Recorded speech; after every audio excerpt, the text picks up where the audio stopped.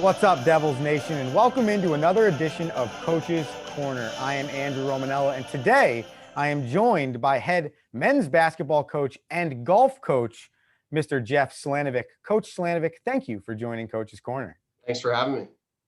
All right, Coach Slanovec, start from the beginning. Where did you begin your coaching career, and why did you become a coach? Yeah, so I got my start at my alma mater, Misericordia University. After I graduated in 2012, went back there for grad school and got pulled aside by our head coach, Trevor Woodruff, while I was just in the gym one day getting a workout in, who pulled me aside and asked me to be a volunteer assistant with them that year. Thought I'd be really good at it. And I haven't really looked back. Spent that year as a volunteer assistant with them while working part-time to just make ends meet in grad school. That second year went on full-time as the graduate assistant, where really I just fell in love with that being what I wanted to do for the rest of my life.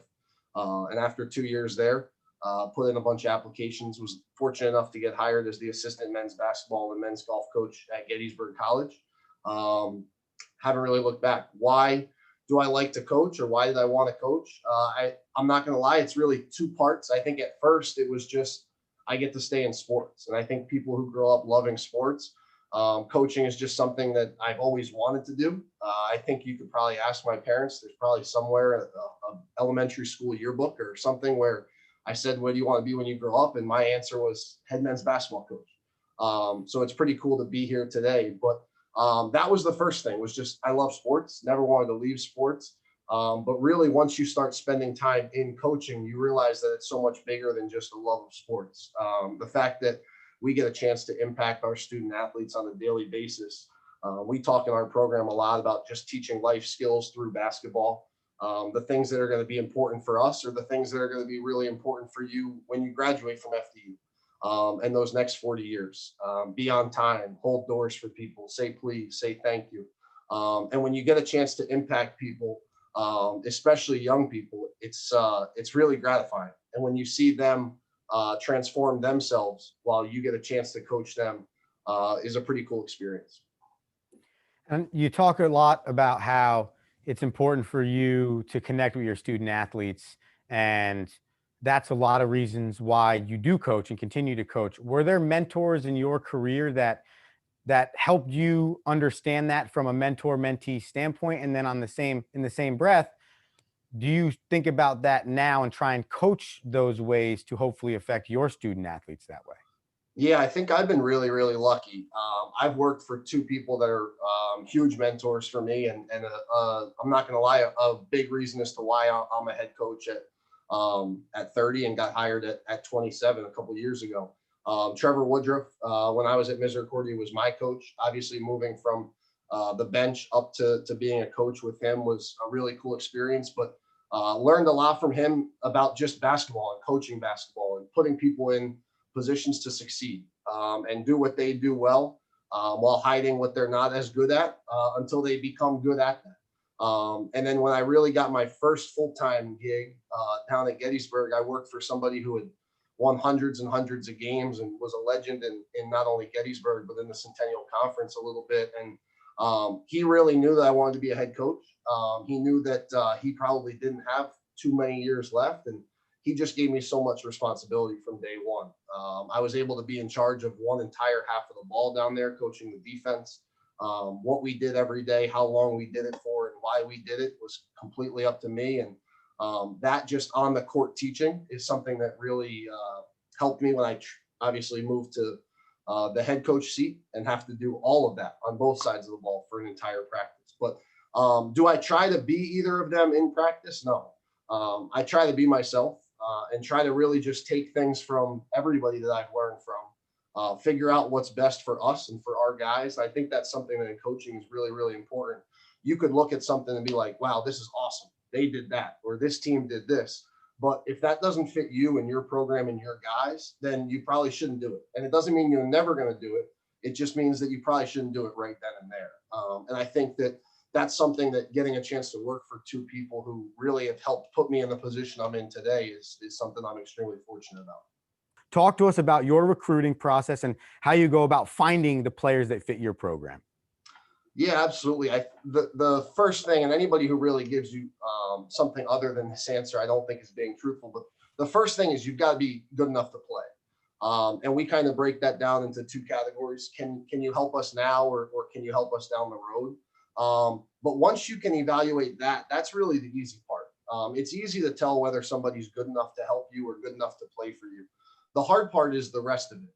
But when it comes to the rest of it, that's probably the most important part too.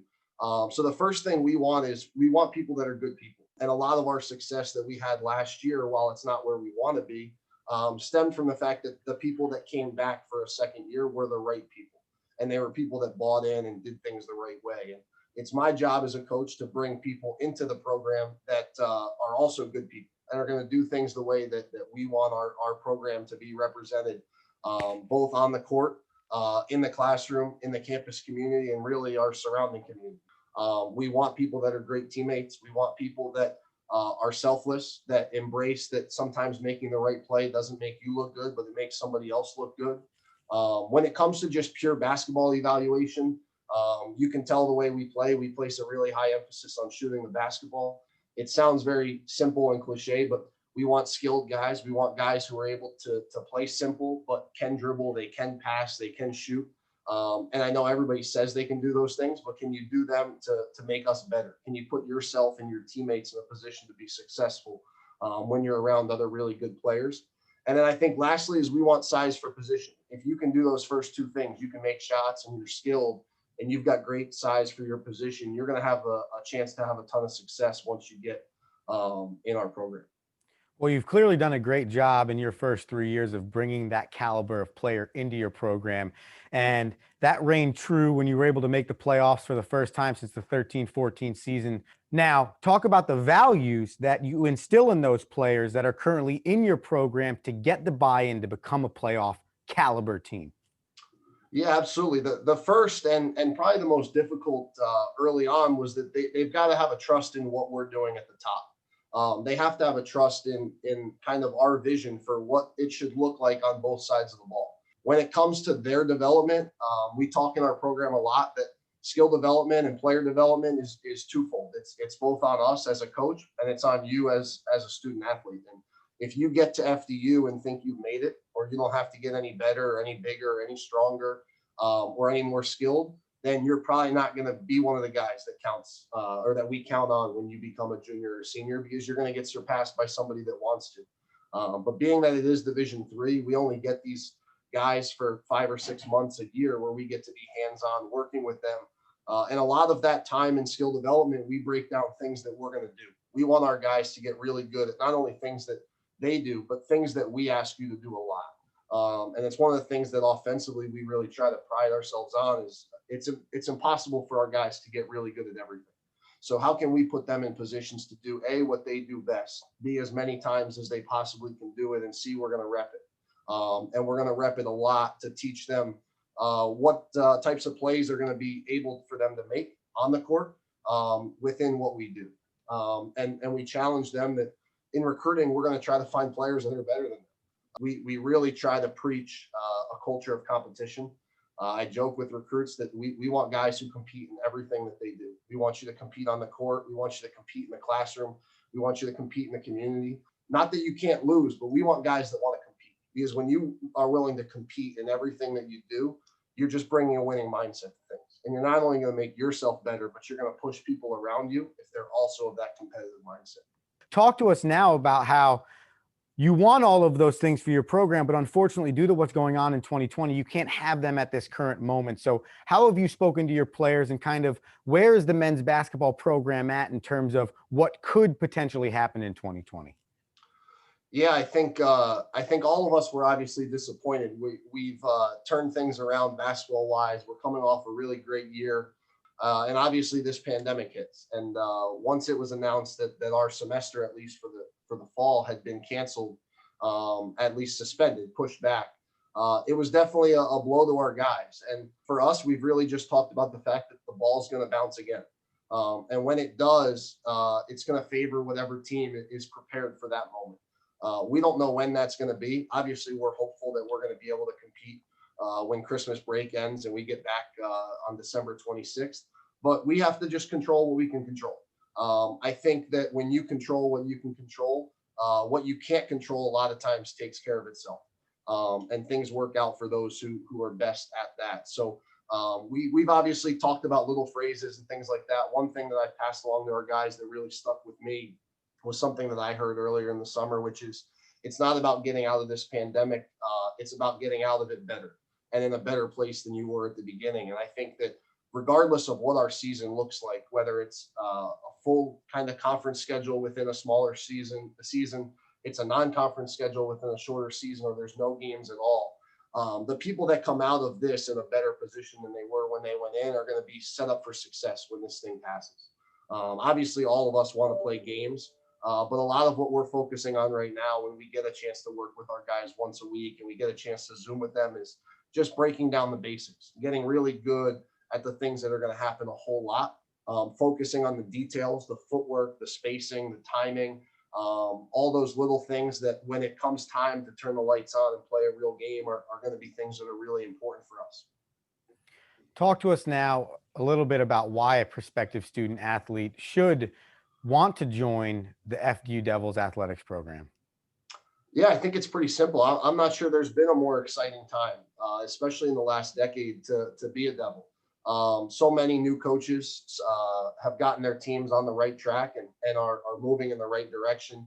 I know we're super excited in men's basketball with the direction that we're headed. From a department standpoint, there's a lot of other programs doing the same thing. And I think that when we all value each other's success and we understand, hey, this is working for them, why don't we try to take some of that with us?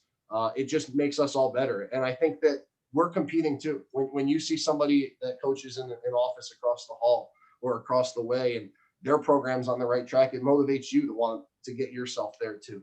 And I understand that everybody's got to run their own race and that the race is going to be run at different speeds for everybody. But I think it's a really exciting time in FDU athletics, and it's obviously an exciting time in our men's basketball program. We're excited to get back out on the court whenever they're going to let us do that and tip it up again. But until then, we're going to be focused on the little things and continuing to get better day by day. Coach Slanovec, it's been great. I think you've given some awesome insight into your program, and I think it's super important for prospective student athletes to head over to fdudevils.com and check out what's going on here on the Florham campus, because I think it's not only a great place to be a student, but it's also a great place to be an athlete. I have one question for you left, and it's simple. There's a coach out there thinking about starting their career, and they need some advice. What bit of advice would you give them? It's a really good question. I think I said it a little bit in the beginning, and it's actually advice that I was given when I had to jump in as an interim coach for a game. But it's be yourself, and be yourself, and always put your kids first. Everything that you do, you've got to do it for them. They're obviously the ones that are going to make you look good. I know a lot of people say that when we win, it's all them, and when we lose, it's all us.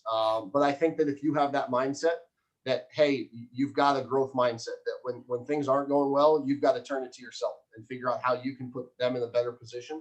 And when things are going well, how can we do things even better to keep us on that track? It's all about them. It's all about the guys that you're coaching, the girls that you're coaching. And you've got to just stress that we got to get a little bit better every day. If you do those couple things, I think you're going to put yourself and whatever you're coaching in a position to have a lot of success. You have definitely put your program in a position for a lot of success, Coach Slanovec, and you've put this Coach's Corner in a position for success with everything you've spoken about today. Thank you for joining us here today on the Coach's Corner. Thanks for having me, Romo. We're going to be back soon. We'll be ready when we are. You can find Devils men's basketball at Devils MBB on Twitter and Instagram. Go give them a follow. Coach Slanovec, horns up. Horns up.